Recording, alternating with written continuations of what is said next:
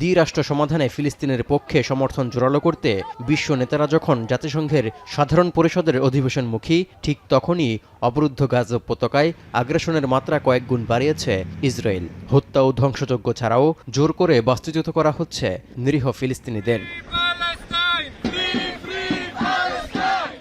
এ অবস্থায় গাজাবাসীর সমর্থনে বিশাল ব্যানার ও প্লেকার্ড হাতে নেতানিয়াহু প্রশাসনের বিরুদ্ধে অবস্থান নিয়েছেন খোদ ইসরায়েলিরাই। স্লোগান দিতে দিতে গাজা সীমান্তে জড়ো হয়েছেন ইসরায়েলি বিক্ষোভকারীরা। দাবি তুলেছেন গাজায় যুদ্ধ ও গণহত্যা বন্ধের। এভাবে গাজার পক্ষে সীমান্তে জড়ো হওয়া ইসরায়েলিদের দমাতে তাদের হাতে থাকা প্লেকার্ড ছিঁড়ে ফেলতে দেখা গেছে নেতানিয়াহু প্রশাসনের নিরাপত্তা কর্মকর্তাদের। চালানো হয়েছে ধরপাকড়ও। এতে করে গাজা ইসরায়েল সীমান্তে ছড়িয়ে পড়ে উত্তেজনা। এই উত্তেজনার পারদ ছড়িয়ে পড়েছে ইসরায়েল অধিকৃত পূর্ব জেরুজালেমেও। সেখানেও ফুঁসে উঠেছেন বহু Israeli.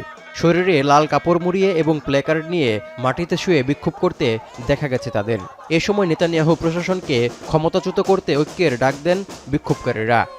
So many people that are losing their lives, children and people that are not involved. Our soldiers are going for war that has no reason anymore. We have to stop this war and reach agreements. There is no other way. That's why I'm here. We cannot throw him down without election, but we hope to be able to influence by demonstrations and public opinion.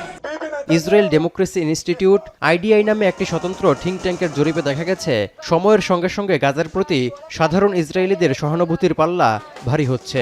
জুলাইয়ের মাঝামাঝিতে চালানো একটি জরিপের তথ্য বলছে ৭৪% Israeli চান গাজায় যুদ্ধ বন্ধ হোক এবং হামাসের সাথে একটি চুক্তিতে পৌঁছাক তাদের সরকার। তৌহিদুর রহমান, এখন বিশ্ব।